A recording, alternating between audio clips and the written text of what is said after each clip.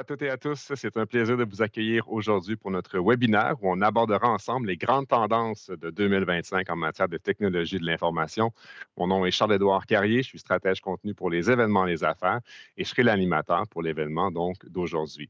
Avant de se lancer, j'ai quelques petites informations à vous transmettre là, pour s'assurer du bon déroulement du webinaire de votre côté. Premièrement, tout au long de la présentation, vous pourrez poser des questions à nos experts. Vous pouvez le faire donc en cliquant sur le bouton dédié à droite de votre écran et on y répondra à la fin de la présentation.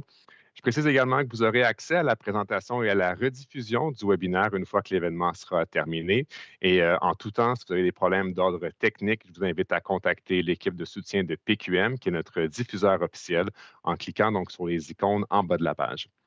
Cela étant dit, Événements Les Affaires est ravi d'accueillir notre partenaire NoviPro pour le webinaire Portrait TI 2025, les tendances qui vont tout changer. Aujourd'hui, on plonge dans l'étude phare de NoviPro, donc qui présente un état des lieux du marché des technologies de l'information dans les entreprises canadiennes. Elle va nous fournir donc cette étude-là des données les plus récentes en matière d'intelligence artificielle, de cybersécurité, infonuagique, modernisation et investissement économique. Et pour alimenter la discussion, aujourd'hui, on sera accompagné de Alain Cormier, président directeur général du groupe Novipro, Estelle Azémar, vice-présidente Canada OVH Cloud, François Morin, spécialiste principal des partenaires technologiques chez IBM Canada, et finalement Jean-Benoît donc responsable des ventes de Big Fix HCL Software. Donc, on sera entre très bonnes mains pour la prochaine heure, il n'y a aucun doute. Et pour débuter, on se lance immédiatement. Je laisserai Alain Cormier de Novipro donc ouvrir le webinaire et nous faire une petite mise en contexte par rapport à cette étude sur laquelle on se penche aujourd'hui. Donc, Alain, je te laisse commencer. Alors, merci beaucoup, Charles-Édouard. Bonjour à tous. Ça me fait plaisir de me joindre à cet événement, Les Affaires. Une petite introduction rapide du portrait TI. Je suis sûr que plusieurs d'entre vous le connaissent déjà. Nous en sommes à notre 9e édition cette année. Alors, c'est vraiment un investissement fort que Novipro a fait dans le portrait TI. Pour ceux que c'est votre premier contact avec cette étude, écoutez, c'est un outil de référence que Novipro rend disponible à la communauté. Et lorsque je recule en arrière, il y a 10 ans, tout près de 10 ans, lorsqu'on a débuté ce projet-là, il y avait deux grandes raisons pour débuter le projet. La première était qu'il n'existait pas nécessairement d'études sur les tendances TI spécifiquement pour le marché canadien. Et la deuxième grande raison, c'était qu'on voulait redonner à la communauté. Encore une fois, l'étude est gratuite et c'est une manière aussi pour le groupe Novipro de démontrer sa valeur au marché. Dans le processus de l'étude ou du portrait TI, afin de garder une neutralité, oui, c'est le portrait TI Novipro, mais le processus est sous la gouverne de Léger Marketing. Pour la petite histoire du sondage, alors à haut niveau, nous avons sondé près de 450 entreprises, principalement des décideurs pour les projets technologiques. Ces décideurs se retrouvent au sein des TI, mais aussi au sein des lignes d'affaires. Le fait d'avoir ce mix entre les deux types de décideurs nous permet d'identifier les grandes tendances qu'on voit pour la prochaine année, mais aussi de comparer les résultats entre les gens des TI et les gens des lignes d'affaires. On a eu quelques surprises au cours des dernières années, puis encore une fois cette année. Alors, ça fait un petit sommaire du portrait TI. Alors, je passe la parole de retour à Charles-Édouard. Excellent. Merci beaucoup, Alain, pour cette mise en contexte, justement. Écoute, on va commencer tout de suite. À la lumière de ce rapport-là dont on discute aujourd'hui, peux-tu me parler des quatre grandes visions, là, les quatre grands thèmes qui ressortent de cette édition-là du Portrait TI? Tu y as touché un petit peu lorsque tu as fait l'entrée en matière, Mhm. l'introduction pour l'événement. Un des grands éléments est l'évolution et la perception des services informatiques. Quand on regarde de plus près dans l'étude, alors 38 des entreprises considèrent le département informatique comme étant un investissement. C'est une bonne nouvelle. Et 31 comme un partenaire stratégique. Cependant, il y a quand même une minorité où est-ce que le département d'été est encore vu comme étant une dépense ou un mal nécessaire. Puis je pense que c'est important où est-ce qu'on est aujourd'hui de promouvoir beaucoup plus. Mais on va pouvoir y revenir plus tard. Le deuxième élément est la sécurité. Puis je dirais que c'est un épée un petit peu à double tranchant. Euh, la sécurité demeure un défi, mais demeure aussi une priorité pour les entreprises. Le portrait nous dit que 3 entreprises sur 10 ont subi une cyberattaque. Je crois que c'est peut-être un petit peu plus élevé, et la 40 tout près de 40 disent que ces attaques proviennent de sources externes. Si je regarde un petit peu plus près sur la loi 25 au Québec, quelque chose qui m'a surpris quand je regarde, l'étude, c'est que 45 des entreprises déclarent avoir progressé dans leur mise en conformité. Je trouve le résultat un petit peu bas, puis on va aussi pouvoir le toucher un petit peu plus tard. Tu as parlé des investissements technologiques.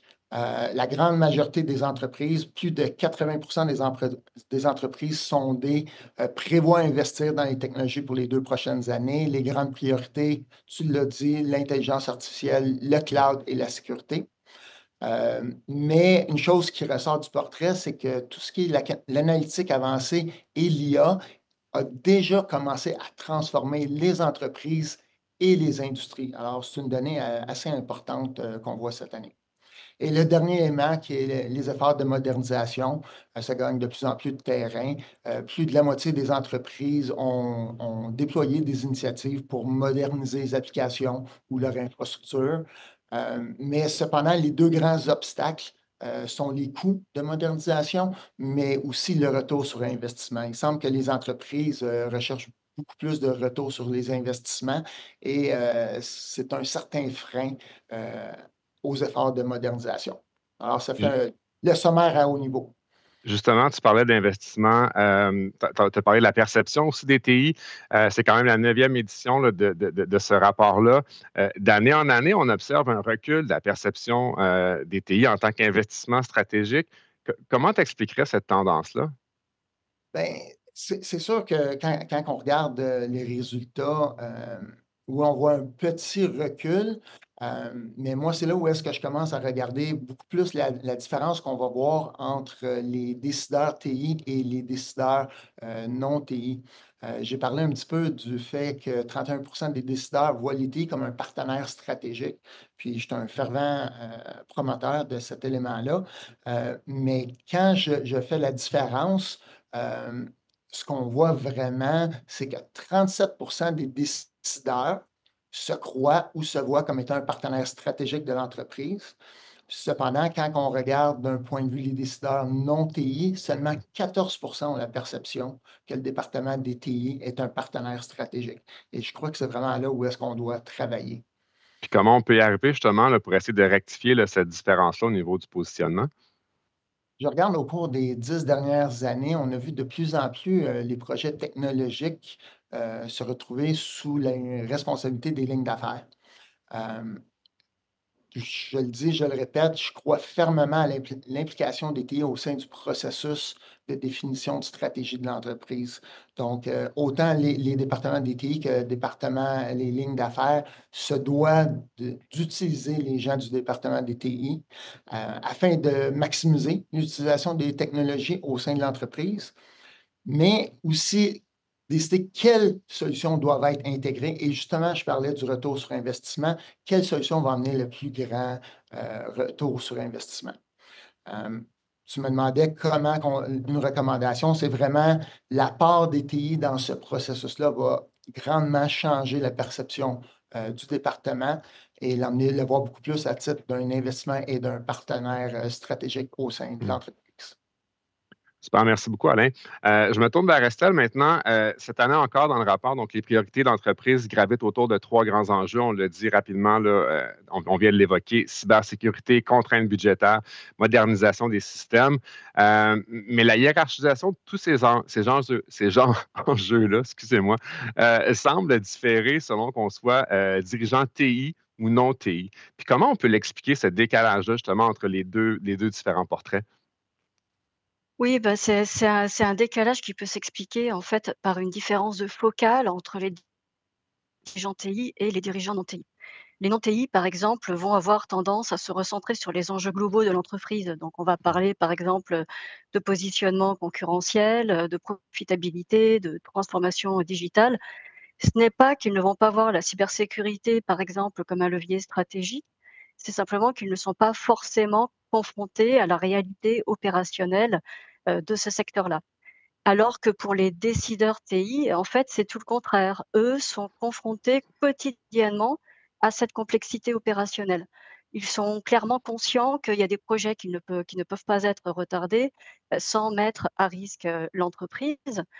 Donc finalement, on a ce décalage qui se creuse et qui va s'accentuer encore, je crois, quand il y a une incertitude. Aujourd'hui, on vit dans une incertitude, économique, par Mhm. exemple, une incertitude, géopolitique qui va exercer une sorte de pression, sur l'entreprise et quand il y a cette pression qui s'exerce, à ce moment-là, chaque fonction va avoir tendance à se recentrer sur, ses priorités, du moment. Donc par exemple, la cybersécurité pour les décideurs TI et peut-être la profitabilité pour les décideurs non TI. Mais ce fossé-là, je pense, ce décalage, peu importe comment on le décrit, au niveau des fonctions stratégiques et des directions TI, euh, en quoi ça peut devenir un risque à moyen ou long terme, justement, pour l'organisation? Bah, il faut savoir que, comme je mentionnais avant, c'est finalement on n'a pas tant une différence de vision qu'une différence de prisme. C'est simplement des directions qui voient les enjeux de manière différente. Mais effectivement, les entreprises doivent être très, très vigilantes parce que si on n'y prend pas garde, on peut aboutir à un dysfonctionnement organisationnel. Donc par exemple, Mhm. en manque d'harmonie entre ces 2 directions, il peut y avoir des projets qui sont simplement pas lancés. Donc à ce moment-là, on a un immobilisme, ou alors des projets qui vont être lancés, puis, un revirement, stratégique et à ce moment-là, ces projets sont arrêtés, sont mis sur la glace, ou pire encore, on peut avoir des fonctions, qui vont lancer des initiatives contradictoires. Donc qu'est-ce que ça crée? Bah, ça crée, évidemment une inefficacité, opérationnelle, des budgets qui sont mal utilisés, une frustration croissante aussi, hein, de la part des collaborateurs. Donc en conclusion, je crois que c'est vraiment important, comme Alain le mentionnait, de s'assurer qu'il y a un dialogue constant entre ces différentes directions autour d'objectifs communs. Puis comment ce dialogue-là, parce que c'est intéressant là, ce que tu amènes, on se tourne vers le futur, on essaie d'être positif avec ça. Là. Comment ce dialogue-là, dans un contexte de décalage peut-être, là, peut ouvrir la porte à des opportunités? Comment on peut utiliser l'effet de levier même pour transformer ces écarts-là de perception, peut-être même en avantage compétitif? Oui. Alain, peut-être si tu veux y aller. Alors, ben, tu sais, encore une fois, puis Estelle l'a mentionné, puis vous voyez qu'on est, tous assez convaincus que le département des TI, devrait faire partie des stratégies des discussions puis l'élaboration de projets. Puis c'est sûr, quand il y a une crise ou un grand décalage, faut profiter peut-être des opportunités qui arrivent, à la table. Estelle l'a brièvement mentionné, tout ce qui est le contexte, géopolitique qu'on vit aujourd'hui. Je pense qu'il est vraiment le temps pour nos entreprises canadiennes de bien évoluer, évaluer l'opportunité pour maximiser, les technologies au sein de l'entreprise. Hem, je crois fermement que c'est l'opportunité de garder et d'augmenter leur compétitivité, dans le marché. Comment est-ce qu'ils peuvent le faire? Ben, c'est sûr, c'est en augmentant la productivité de l'entreprise, en utilisant les technologies, ou en réduisant les coûts opérationnels, Mhm. encore un élément important. Mais je crois que c'est important de voir aussi comment qu'on peut protéger l'entreprise. Il y a plusieurs risques d'un point de vue cybersécurité et protection de la donnée et malgré que ça augmente pas la productivité, ça réduit pas les coûts opérationnels, mais ça protège l'entreprise et c'est un risque qui doit être évalué par chacune, des entreprises canadiennes. Oui, c'est ça. Puis justement, est-ce que tu vois d'autres risques par rapport à ces nouvelles solutions technologiques-là qui vont devenir éventuellement critiques pour l'entreprise, là? Je te dirais que trop souvent, l'intégration de nouvelles technologies, qui risquent de devenir critiques au sein de l'entreprise est vue comme étant, très simple, très facile à Mhm.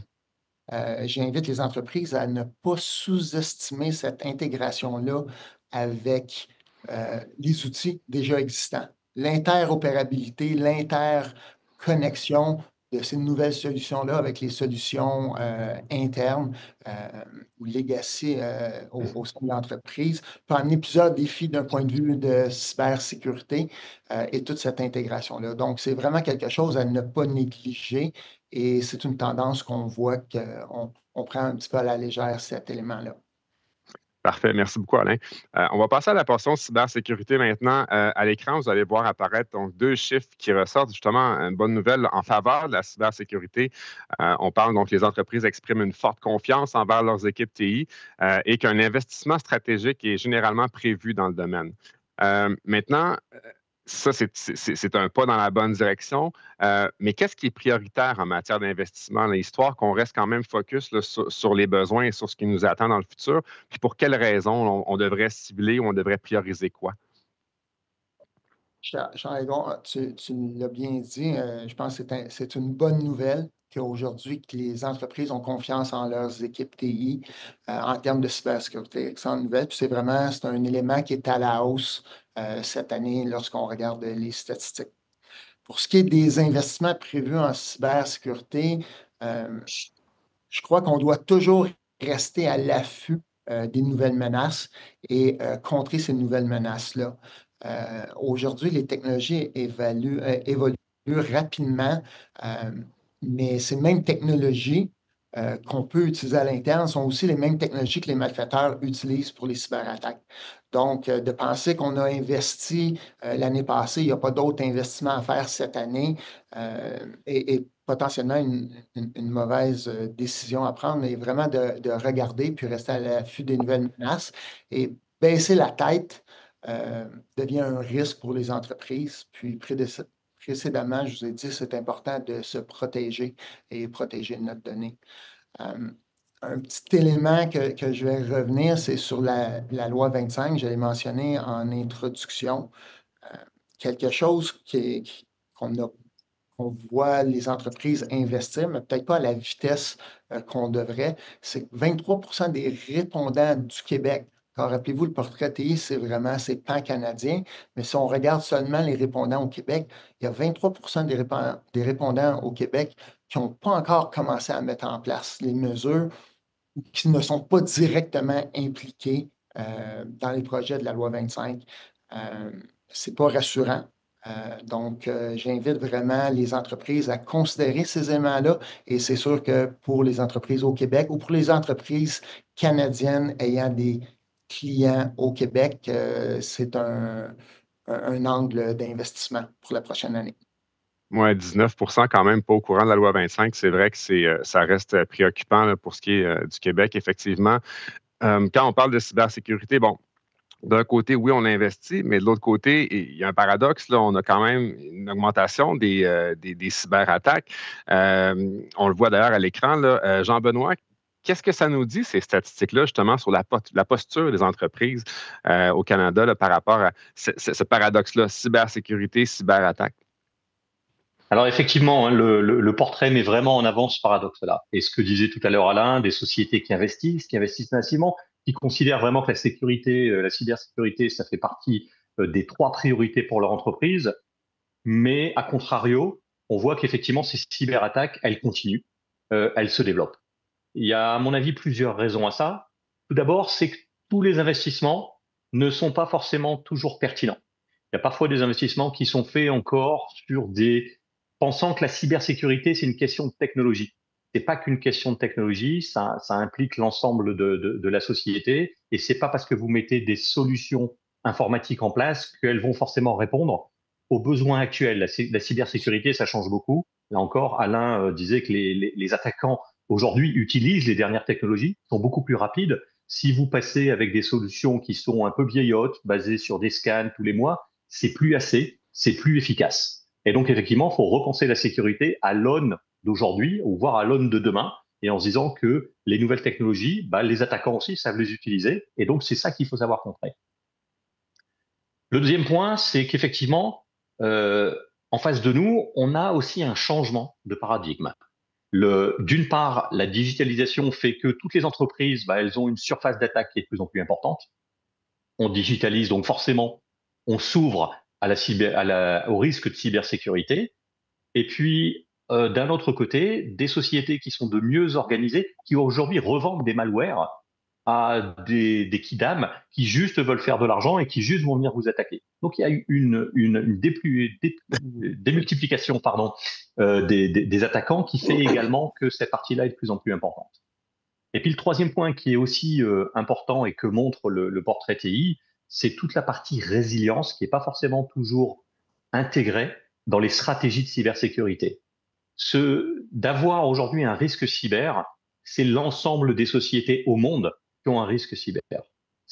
La question, c'est aussi de savoir qu'est-ce qui va se passer si demain, ce risque-là impacte mon entreprise, comment je vais pouvoir essayer de rétablir un environnement de travail qui est le plus normal possible et qui va me permettre de satisfaire mes clients, satisfaire mes opérations et pouvoir continuer aujourd'hui à opérer d'une façon la plus normale possible, sachant que c'est jamais forcément normal, mais la plus normale possible.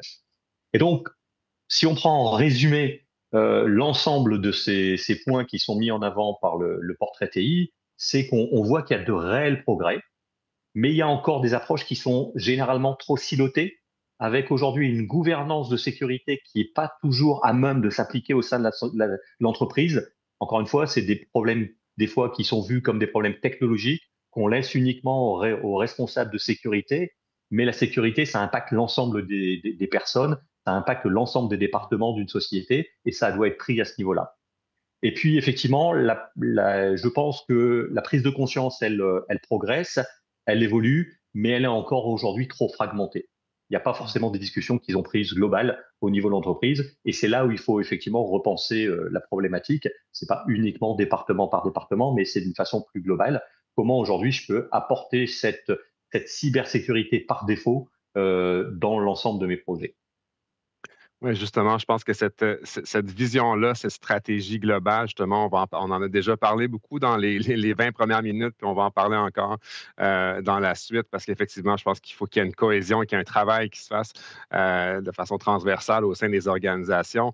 Tu mentionnais justement qu'on se digitalise de plus en plus, en effet. Parlons de la portion info nuagique. Puis je prends juste un petit instant là, pour le mentionner, mais ce sondage-là, je pense que c'est important de le préciser, a été réalisé entre novembre et décembre 2024. Donc, ça nous place dans le temps là, avant les tensions avec les États-Unis. Donc, c'est sûr que là, maintenant, bon, les choses ont changé, les perceptions ont peut-être changé également là, sur certains aspects. Mais je trouve ça important de le préciser là, avant d'aller plus loin. Surtout que, bon, le prochain aspect, on parle d'info nuagique. 85 des entreprises ont adopté une solution info-nuagique. C'est ce que nous dit l'étude. Les principales motivations derrière ces choix-là et pourquoi on les utilise, pourquoi on se tourne vers l'info-nuagique, ce serait quoi? Je vais peut-être m'adresser à Estelle là, pour cette question-là, lorsqu'on parle des axes prioritaires d'investissement en lien avec le cloud, justement. Oui, bah, sur les motivations, on voit que la réduction des coûts, l'optimisation est encore, très, très centrale. Cela dit, il faut rester prudent, avec ce facteur-là. Aller vers le cloud pour une entreprise, ça permet essentiellement d'aller, améliorer l'efficacité opérationnelle de l'organisation. Donc permettre un déploiement plus rapide, avoir, toute la flexibilité, dans les montées en charge, éventuellement accélérer le time to market. Ce qui permet de faire en sorte que, les ressources, traditionnellement affectées aux tâches de gestion vont pouvoir être, recentrées sur des tâches à valeur ajoutée. Mais sur la question des coûts, on sait, qu'il y a eu aussi beaucoup de désillusions avec, notamment des factures un petit peu en montagnes russes, Mm. l'impossibilité parfois pour les organisations de contrôler, leur budget. Donc faire, très, très attention dans vos relations avec votre fournisseur, aux frais, un peu plus, cachés, annexes, au cloud. Et sur les usages, ce qu'on voit, c'est que 63 donc des organisations utilisent le cloud pour, tout ce qui a trait à la sauvegarde des données. Nous, ce qu'on voit, c'est, également des cas d'usage un petit peu différents où on voit énormément d'organisations qui maintenant vont pas hésiter à migrer des systèmes critiques également, dans le cloud. Mm. Donc on va parler, d'IRP, on va parler de CRM, de données clients, par exemple. Il y a, également toutes les suites, collaboratives qui sont, également toujours très, très présentes. Donc aujourd'hui, on se rend compte que le cloud, c'est vraiment petit peu le socle numérique de l'environnement de travail. Et dernièrement, donc dans les derniers mouvements qu'on voit s'opérer, alors là, on n'est plus vraiment dans un scénario de migrer des services, dans le cloud, mais plutôt d'intégrer, des services à forte valeur ajoutée, comme par exemple l'intelligence artificielle. Mmh. Et sur les axes d'investissement, on se rend compte que les priorités, elles portent vraiment sur, comme on le mentionnait juste avant, hein, mais la sécurité, la conformité à un cadre réglementaire qui est maintenant de plus en plus complexe, de plus en plus exigeant et qui change d'ailleurs très, très vite, hein, donc ça ajoute encore, une brique de complexité. La protection des données personnelles, bah, on le mentionnait avec Alain, mais effectivement, il y a énormément d'entreprises aujourd'hui qui, ne sont pas en conformité avec la loi 25 et qui n'ont pas commencé les démarches. Heu, Également tout ce qui concerne, gouvernance au niveau des coûts, la maîtrise des coûts. Donc ça avec l'évolution de la fonction, FinOps et enfin on voit aussi, beaucoup d'optimisation, au niveau du cloud, notamment, pour éviter aussi les effets de lock-in, de verrouillage technologique. Est-ce que c'est quelque chose, justement, là, vous êtes chez OVH Cloud, Estelle, est-ce que c'est quelque chose que vous remarquez sur le terrain, donc chez vos clients, par exemple, ou est-ce qu'il y a des nuances là, qu'on pourrait attribuer aux différents secteurs ou des tailles des entreprises en lien avec cette relation-là là, qui se développe avec le cloud là, de façon assez fulgurante là, dans les dernières années? Bah, ce qu'on voit, c'est que nous, dans la pratique, c'est effectivement, tout à fait, aligné avec les données qu'on voit dans le portrait TI. C'est-à-dire qu'on a beaucoup de projets, qui concernent alors la sauvegarde des données, mais j'irai plus loin en fait, notamment, la résilience. Donc, les Mmh. entreprises sont encore en train de bâtir leur plan de résilience et de continuité, de continuité d'affaires. Maintenant avec, les incertitudes au niveau, géopolitique, ce qu'on observe, c'est, des organisations et ça touche vraiment tous les secteurs, des organisations qui maintenant souhaitent réduire leur dépendance à un seul, fournisseur, technologique. Ces organisations veulent garder la main sur leurs données, elles veulent, avoir la possibilité éventuellement de faire marche arrière si jamais il y avait un changement dans les externalités qu'on peut vivre aujourd'hui. Donc, par exemple, bah, où vont mes données? Bah, on parle beaucoup de protection des données personnelles, de souveraineté, des données. Également éviter tous les phénomènes donc, de technologie lock-in, donc, verrouillage, le fait de ne pas être maître de la portabilité de ces données. Donc est-ce que je peux faire marche arrière? La maîtrise des coûts. Alors ces enjeux-là étaient très présents dans le secteur public et maintenant on se rend compte que c'est quelque chose qui concerne aussi le secteur privé et qui devient une préoccupation de plus en plus forte. On parle beaucoup de réduction des coûts, puis on fait le lien là, justement donc, avec la réduction des coûts puis les bénéfices qu'on peut trouver en optant pour l'info nuagique. Mais concrètement, puis tu l'as mentionné, Estelle, là, justement, là, cette facturation des fois là, qui est en montagne russe. Donc, est-ce que c'est réellement toujours le cas, une économie de coûts lorsqu'on se tourne vers l'info nuagique? Peut-être pour François, cette question-là. Oui, mais bonne question. Puis Estelle en a parlé un petit peu juste avant. Moi, je ne crois pas que c'est toujours moins dispendieux Mm. d'un point de vue financier là, d'aller vers l'info nuagique. Par contre, quand on regarde une décision d'aller sur l'info nuagique, il y a plusieurs avantages qui sont reliés à ça. La flexibilité de s'adapter au changement, je pense que c'est une très grande flexibilité qu'on a avec l'info nuagique. On peut faire évoluer des solutions ultra rapidement parce que le provisionner, c'est rapide. Et on peut potentiellement accélérer l'innovation grâce à la vitesse de provisionnement de ces nouveaux environnements-là. Donc, on n'a pas besoin d'attendre d'avoir un serveur de disponible, d'avoir le temps que quelqu'un le prépare et tout ça. Donc, on voit là, ces avantages-là qui ne sont pas directement reliés aux financiers, mais qui aident à regarder que les coûts, ben, on est capable de les prendre, ces coûts-là. Par contre, il y a encore beaucoup de bonnes raisons d'affaires d'avoir des environnements sur place, donc des on-premise.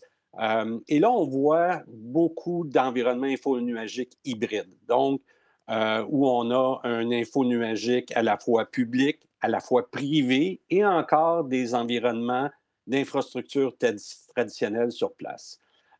Et ça, on le voit chez plusieurs clients. Donc, cette flexibilité-là d'avoir accès à plusieurs façons de stocker nos informations, ben, nous donne peut-être un petit peu plus de contrôle sur les coûts. Et finalement, ce qu'on voit aussi beaucoup, c'est les clients ont recours à plusieurs manufacturiers d'infos nuagiques publics. Donc, Estelle en parlait tout à l'heure, là, avec toute le géopolitique, tout mettre dans un panier, c'est peut-être pas la meilleure solution. Oui, effectivement. Donc, ce que je comprends, c'est on y va avec un amalgame de solutions à différents niveaux, pour se garder un peu d'agilité, de flexibilité dans tout ça. J'ai envie de poursuivre avec toi, François, justement par rapport à l'IA, parce qu'on ne peut pas parler du portrait des TI aujourd'hui en 2025 sans se consacrer à tout le moins un segment sur l'intelligence artificielle. Dans le rapport présenté par Novipro, donc, on disait que 81 des entreprises prévoyaient investir dans la technologie et l'IA est en tête des domaines ciblés là, avec 30 des répondants. C'est quoi, selon vous, là, les objectifs stratégiques derrière cet engouement-là qu'on a pour l'intelligence artificielle lorsqu'on est en entreprise? Oui, bien, ces changements-là s'opèrent à une très grande vitesse là, en ce moment. Et on voit que une entreprise qui n'investit pas dans sa transformation technologique sera en défaillance compétitive sur le marché. Et ça, d'une façon très rapide. Donc, c'est totalement naturel de voir l'IA en tête de peloton. Pourquoi? Parce qu'il y a tellement d'activités dans ce domaine-là. Et comme toute technologie émergente, l'IA transforme les habitudes des particuliers, mais des entreprises aussi. Et l'IA, maintenant, est au cœur de toutes les discussions technologiques qu'on peut avoir. Et on le voit de plus en plus. Là. Ceux qui pensent que l'IA apporte rien là, à l'entreprise, je pense qu'ils sont en train de voir un grand changement. Nous vivons aujourd'hui là, une année de changement où on a un changement d'air, où l'IA d'expérimentation, donc essayer de voir qu'est-ce que ça peut faire, c'est révolu. Et là, on doit se concentrer à comment l'IA va livrer une valeur commerciale en entreprise. Donc ça devient de plus en plus important, pas juste faire des essais, mais vraiment de voir quels sont les gains économiques d'inclure l'IA en entreprise. Le rapport indique aussi que 63 des entreprises pensent que d'ici 2 ans, l'IA va transformer leur entreprise. Par contre, il y a 13 qui pensent encore que l'IA n'aura aucun impact sur les entreprises. Malheureusement, et je vais terminer sur ce point-là, malheureusement, ce qu'on voit, c'est que ça vient des petites entreprises, cette vision-là. Et ce qui va se passer, c'est que le fossé entre les petites entreprises et les grandes entreprises va juste continuer à s'accroître parce que ces petites entreprises-là qui ne pensent pas avoir d'impact avec l'IA, ben, ils vont perdre du terrain encore plus versus les grandes entreprises. Oui, puis c'est un point important que tu amènes, je pense, justement, par rapport à ça. Parce que, bon, oui, j'aime beaucoup le fait que tu aies séparé la phase d'expérimentation. Peut-être qu'à ce moment-là, là, ce 13 %-là se sentait moins concerné parce qu'on expérimentait comment l'IA peut nous aider. Là, on n'est plus là du tout. Là. On est rendu, justement, on parle de gains chiffrables, on parle d'une valeur commerciale ajoutée.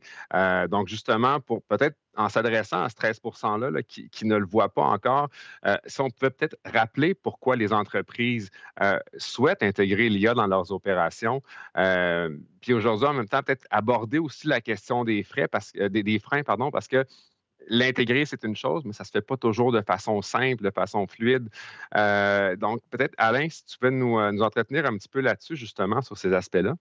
Ben, je te dirais aujourd'hui, puis on l'a mentionné un petit peu plus tôt, tu l'as mentionné, le contexte avec les États-Unis, puis malgré que le portrait TI, le sondage a été fait avant ce qu'on vit aujourd'hui, je crois que toutes les entreprises se doivent de demeurer compétitifs et de voir comment est-ce qu'ils peuvent évoluer. L'IA aujourd'hui, c'est vraiment un agent de changement pour les entreprises. Puis on le voyait bien à la charte précédente, vraiment la raison qui était d'augmenter la productivité, réduire les coûts et aussi tout ce qui était automatisation de tâches. Euh, Moi, aujourd'hui, la plus grande problématique que plusieurs entreprises voient, puis ça touche probablement ce 13 %-là, c'est de savoir par où commencer. Euh, Puis, il y a plusieurs entreprises qui pensent que pour partir ou démarrer un projet IA qui va amener vraiment un retour pour l'entreprise, c'est très dispendieux à implanter. Moi, je crois que c'est important aujourd'hui de bien planifier ce qu'on aimerait faire, de se faire accompagner pour bien déterminer les cas d'usage et mesurer le retour sur investissement. Et l'idée n'est pas de partir avec un très grand projet, mais de trouver un petit projet pour débuter et voir le retour et après ça, bâtir sur ce projet-là. Donc ça, c'est un des freins qui empêche les entreprises d'investir ou d'aller de l'avant avec l'IA. L'autre grand frein, c'est tout ce qui touche la sécurité puis la confidentialité des données. C'est quand même, les gens ont une peur de voir que des individus pourraient soudainement avoir accès à des données auxquelles ils ne savaient pas qu'ils avaient accès. Donc, vraiment, une saine gestion de la donnée, de la confidentialité devient importante, mais aussi tout ce qui est le transfert de la donnée vers l'externe. C'est les deux grands freins qu'on voit aujourd'hui pour l'aspect de l'IA et d'investir dans l'IA. Puis justement, tu sais, on se le cache pas, le l'IA en ce moment, c'est un buzzword. On l'entend sur à peu près toutes les tribunes lorsqu'on parle des différentes organisations, que ce soit la petite, la moyenne, la grande entreprise, publique, etc. Peu importe, c'est partout, mais en même temps, je ne vais pas me tromper, mais il n'y a pas que ça. Là. On parle d'investir dans l'IA, c'est une chose, mais il y a d'autres technologies émergentes. Je pense entre autres à tout ce qui est l'analyse de données avancées, tout ce qui est les solutions qui sont open source, par exemple. Est-ce qu'on n'est pas en train justement de mettre toutes nos énergies sur l'IA, puis peut-être passer à côté de d'autres technologies qui sont intéressantes, qui sont importantes aussi pour le futur, puis peut-être de parler en quelques mots justement, là, entre autres, là, de l'analyse de données avancées puis des solutions open source? Écoute, est-ce que l'IA, c'est un buzzword? Il y a des gens qui vont dire ça, mais je crois que l'IA est là, puis elle est là pour rester, puis on va avoir de plus en plus d'entreprises s'en vers l'IA. Quand on regarde le portrait TI, puis on compare avec justement l'analytique avancée, il y a une très grande similitude entre les résultats d'analytique avancée versus l'IA. Le seul élément qui sert, qui diffère, c'est le côté d'utiliser l'analytique avancée pour renforcer la sécurité. C'est vraiment là où est-ce qu'on voit que la similitude change. Donc, il y a vraiment un aspect très spécifique pour l'analytique avancée. Tu demandais tout ce qui était open source et la modernisation. Une donnée surprenante, lorsqu'on a passé au travers des données, c'est qu'il y a tout de même 65 des entreprises qui utilisent déjà des solutions open source et dans leur quête à la modernisation. La plupart d'entre elles utilisent des plateformes infonuagiques, soit avec OpenStack, avec CloudStack. Ils utilisent des bases de données ouvertes, des outils de sécurité, puis certainement tout ce qui est le DevOps et puis les containers. Une autre statistique qui sort du portrait, c'est que quand même 59 prévoient de déployer une autre de ces technologies-là. Puis les grandes raisons, c'est vraiment la flexibilité que ça amène. Donc, une plus grande flexibilité, des économies de coûts en deuxième lieu, et possibilité de déployer des nouvelles fonctionnalités et des nouvelles possibilités. Donc, en conclusion, la modernisation, l'open source, l'IA, l'analytique avancée, je pense qu'on peut toutes les mettre sous le grand chapeau de modernisation et c'est quelque chose que les entreprises se doivent de poursuivre au cours des prochaines années pour garder leur compétitivité et aussi se protéger. Puis justement, tu parlais de modernisation, puis on va accélérer parce que je vais être sûr qu'on puisse parler de cet aspect-là qui est quand même important parce que on disait là, dans ce qu'on retrouve dans votre rapport, là, qui, je le rappelle, est disponible en ligne gratuitement. En fait, un tiers des entreprises, 34 des entreprises sont en pleine phase de mise en œuvre d'une stratégie de modernisation technologique en ce moment. C'est quoi les critères qui sont les plus déterminants lorsqu'on amorce ce processus-là ou qu'on est en plein dans le processus de stratégie de modernisation, lorsque vient le moment de choisir nos solutions? Quels critères on devrait considérer pour ça? Bien, moi, je pense que rester compétitif, c'est ce qu'il y a de plus important et ça passe par la modernisation. La modernisation se fait sur plusieurs fronts, et touche la cybersécurité, l'info nuagique, l'IA, juste pour en nommer quelques-uns. Il existe plusieurs solutions disponibles et je pense que le choix d'aller vers une solution, on doit passer par 4 phases. faut, en entreprise, établir les besoins et les objectifs. Faut aussi comprendre l'état actuel et où on veut aller au final. On doit aussi s'entendre sur les prochaines étapes pour l'approche de modernisation et finalement s'assurer que l'implémentation se fasse d'une façon conforme aux besoins, tant d'un côté fonctionnel que réglementaire. Donc, la modernisation, là, il y a plusieurs points à regarder là-dedans. Et je vais laisser le point sur une question qui doit être posée. Quel sera l'impact de ne pas moderniser? Et ça devient important à penser. Est-ce qu'on s'expose à une brèche informatique? Est-ce qu'on s'expose à des coûts exponentiels parce qu'on doit garder la main-d'œuvre spécialisée pour utiliser ces applications-là désuètes? Un retard compétitif? Donc, tout ça fait en sorte que la modernisation devient ultra importante à faire. On voit à l'écran justement des différents freins, des obstacles qui ont été identifiés dans le rapport, là, que ce soit technique, humain, organisationnel. François, chez IBM Canada, est-ce que c'est aligné avec ce que vous voyez sur le terrain auprès de vos clients? Oui, absolument. On voit que le coût est un frein, le frein numéro 1 qu'on entend parler le plus régulièrement qu'on voit avec nos clients. Par contre, si on fait un bon retour sur l'investissement rigoureux, là, un ROI, là, comme on appelle dans le jargon, on va voir que la majorité des entreprises va voir qu'il y a des économies à faire à moyen terme en faisant de la modernisation quand même. Même si les coûts sont élevés, il y a des économies lorsqu'on regarde ça un petit peu plus large. Il y a aussi une raison qui est mentionnée, que peut-être que des équipes TI sont trop occupées pour entreprendre une telle formation, une telle transformation. Donc, moi, je changerais le questionnement un petit peu à dire, est-ce que nos équipes TI sont trop occupées parce que nos applications sont désuètes à cause de ce retard-là de projet de transformation? Et aussi de regarder, puis ça va prendre un petit peu le point de plus tôt, on voit maintenant dans les nouvelles solutions qui sont disponibles qu'il y a beaucoup d'intégration avec l'IA et l'analytique. Et ce que ça fait, ça va aider les usagers à faire des tâches répétitives beaucoup plus rapidement, donc en utilisant l'IA.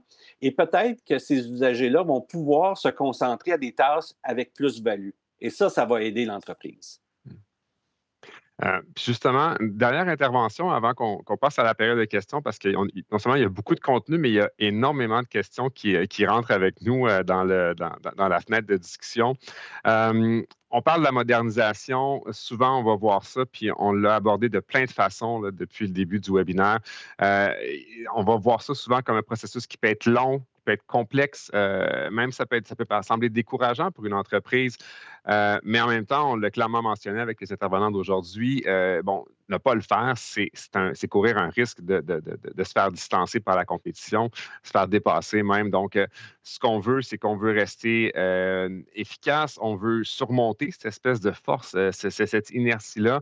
Mais si on regarde à long terme, là, comment on doit l'aborder, cette question-là de la modernisation, sans justement se laisser décourager par tout le processus que ça peut annoncer? Puis je laisserai Jean-Benoît répondre à ça pour terminer. Oui, ben effectivement, pour ma part, moi je pense que modernisation, c'est avant tout pour les sociétés, c'est un état d'esprit. C'est pas forcément un projet, c'est pas forcément de la technologie, c'est pas forcément réorganiser un service, c'est une volonté d'avancer, c'est une volonté de faire avancer sa société. Effectivement, trop souvent, c'est vu comme un projet lourd, comme un projet anxiogène, ça va créer du risque, le changement, c'est du risque. Ça crée parfois, ça se confronte à des silos internes, tout le monde n'est pas d'accord. D'ailleurs, je parlais de projets d'entreprise qui sont de plus en plus importants à mettre en œuvre. Forcément, dans les entreprises, il y a différents départements et tous ne sont pas forcément au diapason de ce qu'il faut faire et l'inertie est humaine et on la retrouve dans les sociétés. Mais en tout cas, pour moi, c'est pas une fatalité.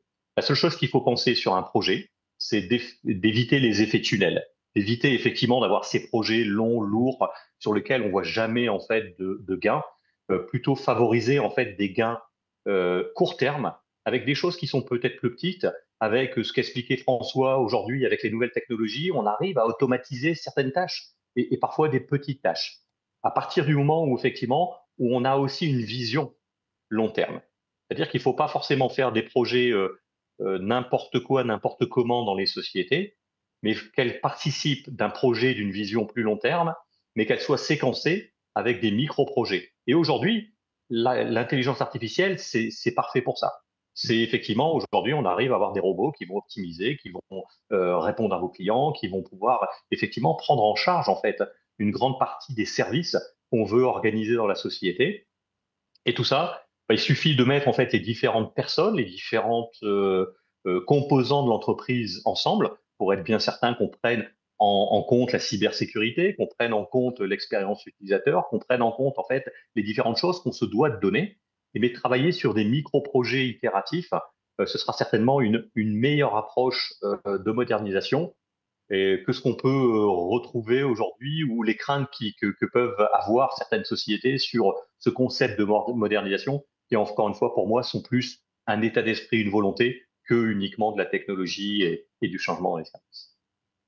C'est intéressant de terminer avec ça, je trouve, de ramener en fait cet aspect-là de modernisation comme un état d'esprit. On dirait que ça ramène ça encore plus grand que nature, mais en fait, ça nous démontre très bien, je pense, à quel point c'est un nouveau paradigme en fait qu'il faut accepter et dans lequel il faut se plonger.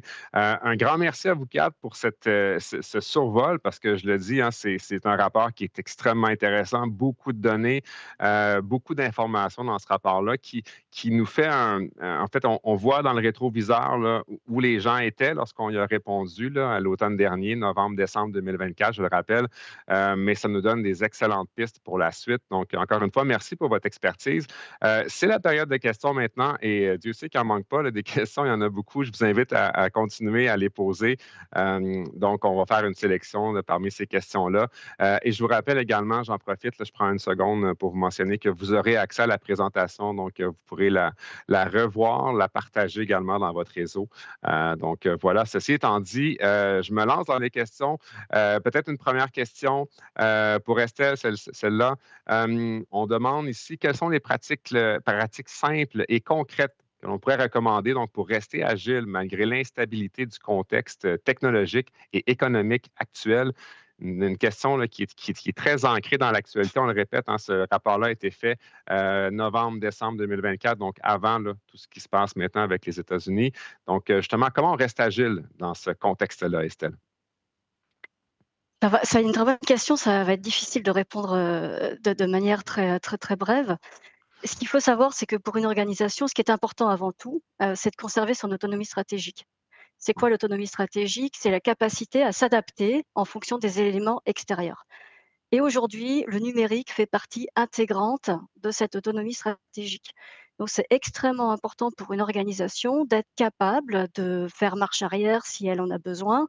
Hem, je vais prendre un exemple. Par exemple, on a eu, un effet, to cloud suite à la pandémie, la covid et à un moment donné, il a été important pour les organisations de commencer à rationaliser les coûts. Et comment on fait quand tout à coup on est avec un seul fournisseur et qu'on a un effet de verrou? C'est là que ça devient compliqué. Aujourd'hui, on a effectivement donc une incertitude géopolitique. On commence maintenant, les organisations sont très préoccupées au fait que leurs données et toute leur infrastructure, leurs applications soient aux mains d'un seul fournisseur. Comment on fait pour faire marche arrière? Il y a des projets dans lesquels ça peut aller très vite d'aller dans le cloud, mais changer, et ça peut prendre parfois des années. En fait, c'est un projet de plusieurs années, c'est un changement de culture à l'intérieur de l'organisation. Donc, nous, ce qu'on conseille, c'est vous assurer que vous allez mettre, vos données, vos systèmes dans un environnement. Premièrement, vous avez la maîtrise de vos données. Vous avez, également la maîtrise de vos opérations. Vous êtes sûr qu'il n'y aura pas d'effet de verrouillage. Donc réversibilité absolument, de votre fournisseur, cloud. Donc, on retient l'autonomie stratégique, très bon point. Puis je pense que ça en dit long, en fait, de rester justement autonome dans tout ça, malgré l'implication de plusieurs fournisseurs. Cybersécurité, donc, c'est une préoccupation qui est majeure. Le point de départ, puis je me tourne vers Jean-Benoît pour celle-ci, pour celle-là. Donc, le point de départ là, pour structurer une stratégie de sécurité TI, notamment dans des environnements hybrides, hein, c'est la nouvelle réalité maintenant, là. On commencerait par où dans ce contexte-là, Jean-Benoît? Alors, ce que j'ai dit tout à l'heure, c'est d'aller chercher en fait des gains rapides, des gains immédiats. et surtout des gains qui vont pouvoir concilier la cybersécurité avec d'autres préoccupations de la société. On parlait de l'expérience utilisateur, mais ça peut être aussi l'efficacité. Ça peut être comment aujourd'hui je peux automatiser un processus, par exemple, qui va me permettre de gérer mes vulnérabilités et plutôt que de les gérer d'une façon manuelle en envoyant des listes aux gens qui vont devoir faire toute la partie mise en conformité, patching, etc., bah, c'est d'automatiser ces choses-là. Et aujourd'hui, on est capable de le faire avec effectivement ces agents d'intelligence artificielle et d'amener en fait la sécurité directement automatisée le plus possible sur les machines et sur les environnements qui soient on-premise, donc dans les entreprises ou que ce soit dans le cloud, etc. Donc ça, on arrive aujourd'hui à faire ces projets-là et encore une fois, des projets qui vont pouvoir satisfaire à la fois les besoins d'efficacité, les besoins de réactivité et puis les besoins de sécurité. Donc on va concilier en fait différents moyens, différents besoins au travers d'un même projet. Intéressant, merci beaucoup, Jean-Benoît. Intelligence artificielle, on y revient, là. On a parlé, bon, est-ce que c'est un sujet qui va perdurer ou au contraire, est-ce que c'est un effet de mode qui va s'essouffler? Je pense qu'on y a un petit peu répondu là, dans ce qui a été dit, mais revenons maintenant à l'IA, au PME. Comment on peut répondre en fait à l'appel de l'IA lorsqu'on est une PME et pas nécessairement une grande entreprise? Nécessairement, on n'a pas les mêmes moyens au niveau des investissements. François, qu'est-ce que tu en penses, toi? Bien, moi, je pense qu'il faut le voir pas comme une montagne. Il faut le voir comme un petit pas. Donc, tout à l'heure, Jean-Benoît disait un micro-projet, j'aime le terme, de regarder qu'est-ce qu'on est capable de faire sur un cas d'usage très spécifique, un cas d'usage qui révolutionnera pas la compagnie entière, là, qui va régler un problème qui est très courant et essayer d'avoir un agent. Les agents, c'est ce qui a le plus facile à déployer pour quelque chose d'ultra spécifique. Et ça, c'est le premier pas sur l'IA. Ensuite de ça, ben, on ira plus loin en entreprise, mais commencer à faire un projet, un micro-projet, se donner les outils, comprendre c'est quoi. Et c'est pas vrai qu'un projet d'IA va coûter des millions de dollars. Donc, une PME est capable de le faire, évidemment, dans un plus petit ordre qu'une grande entreprise qui va mettre des millions et des millions là-dedans. Et je pense que le retour sur l'investissement va se faire rapidement avec ces micro-projets-là. Hmm. Une question que je trouve intéressante aussi également, bon, évidemment, dans le portrait des TI dont on a discuté aujourd'hui de Novipro, on voit qu'il y a un décalage entre les intentions d'investissement et les enjeux réels qui sont vécus par les entreprises en matière de technologie de l'information. Alain, comment on prioriserait nos actions de façon concrète là, à partir de ce que le rapport nous dit aujourd'hui? Je pense qu'une saine planification est importante à ce niveau-là. Puis François l'a mentionné, que ce soit en IA ou modernisation, ou peu importe les projets, c'est de bien comprendre l'impact qu'on va avoir sur l'entreprise, de vraiment valider le retour sur investissement. On a vu à plusieurs reprises qu'un des plus grands freins est le coût à l'investissement. Euh, Moi, je pense qu'avec une bonne planification, une bonne compréhension aussi de qu'est-ce qu'on essaie de faire, euh, on va avoir la réponse. Euh, Aujourd'hui, comment planifier les différents projets à faire? Il faut faire attention lorsqu'on fait la priorisation de ne pas non plus se créer une dette technologique parce qu'on laisse de côté certaines applications ou certains projets. Lorsqu'on a une dette technologique, pouvoir revenir de cette dette-là, ça demande énormément d'efforts, ça demande énormément d'investissement. Donc, de bien comprendre notre plan global, de bien comprendre les impacts des projets qu'on met de l'avant, c'est important. Et tout projet technologique devrait emmener un apport et des bénéfices pour l'entreprise. Mais de la technologie, c'est de la technologie. Puis on l'a mentionné en fin de webinaire, un grand élément à considérer ou à ne pas sous-estimer et toute la gestion du changement au sein de l'entreprise. Aussi minime qu'un changement peut être, l'humain étant l'humain, on se doit de bien planifier ce changement-là et cette saine gestion-là va aussi rendre le changement ou l'intégration de nouveaux projets beaucoup plus simple au sein des entreprises. Très intéressant le concept de dette technologique aussi. Je pense que c'est à garder en tête. Dernière question, on a le temps pour un tour de table. Je vais vous demander d'être bref sur cette, sur cette dernière question-là. Donc, à la lumière des grandes tendances du portrait TI de Novipro qui a été présenté aujourd'hui, les priorités à se fixer pour les 12 prochains mois dans nos organisations, je vais dire 2 mots, peut-être 3. Chacun à tour de rôle. Commençons par vous, Jean-Benoît. Qu'est-ce que ce serait? Priorité 12 prochains mois. Alors pour moi, effectivement, on l'a dit, c'est ne rien faire. Aujourd'hui, c'est la pire des choses qui peut se passer. Donc je pense qu'il faut effectivement avoir une vision, avoir de l'ambition et savoir comment on va pouvoir venir la séquencer en différents projets, en différents groupes qui vont pouvoir réunir en fait différents aspects de ce que recherche la société. Pas forcément avoir un projet uniquement en cybersécurité et un autre uniquement d'IA, mais se dire comment je vais concilier en fait les différentes choses au travers de ces mêmes micro-projets. Excellent, merci beaucoup. C'était bref et c'était très clair. François, maintenant, de IBM Canada, mot de la fin. Qu'est-ce qu'on fait dans les 12 à 18 prochains mois? Écoute, moi, je l'ai dit tout à l'heure, l'ère d'expérimentation au niveau de l'IA, c'est terminé. Allez investiguer qu'est-ce que ça peut faire pour vous. C'est pas de montagne. Ça peut être des micro-projets. Micro-projet, ne pas avoir peur de l'IA, c'est pas de montagne, effectivement. Chez OVH Cloud, Estelle Azémar, mot de la fin, 12 prochains mois, on priorise quoi? Très, très rapidement, je pense qu'il faut renforcer le dialogue entre les 2 types de directions comme on en parlait.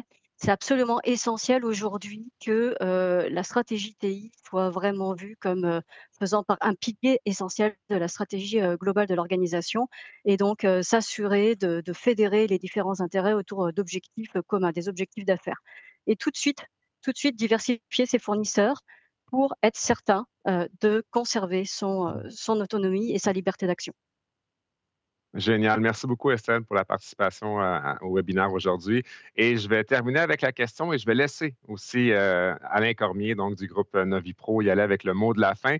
Mais tout d'abord, Alain, priorité pour les 12 à 18 prochains mois. Je te laisse conclure ensuite de ça avant de reprendre la parole. Je pense que c'est l'évolution technologique pour qu'on demeure pertinent et qu'on garde notre compétitivité. Et le deuxième élément serait la protection. Chacune des entreprises doit évaluer les risques que l'entreprise fait face et se protéger contre ces risques-là. Donc, je dirais que c'est les 2 éléments vraiment importants pour les 12 à 18 prochains mois. Puis, je vais en mettre un troisième, tu en as demandé 2, mais je l'ai dit au tout début, je crois que autant les lignes d'affaires que le groupe des TI doivent trouver une manière de se rapprocher, de travailler ensemble sur les stratégies d'entreprise et sur comment on peut utiliser ou maximiser l'utilisation des technologies. Alors, j'ai triché un peu, j'en ai donné une troisième. Sur ce, premièrement, j'aimerais remercier les participants au webinaire. J'aimerais te remercier, Charles-Édouard, pour ton animation. Remercier les affaires. C'est un excellent événement. Et j'aimerais aussi remercier tous les panélistes qui ont participé aujourd'hui à l'événement et tous les partenaires aussi qui ont supporté le portrait TI. J'invite tous les participants à les télécharger. Donc, vous voyez le code QR qui va apparaître à l'écran. Donc, pour aller télécharger la 9e édition. Mais vous pouvez aussi télécharger les 8 dernières éditions. Question de voir vraiment la tendance qu'il y a eu au travers des dernières années. Alors, je remercie tout le monde et bonne lecture. Merci beaucoup, Alain Cormier. Donc, et je termine avec les petits côtés plus techniques au niveau du mot de la fin.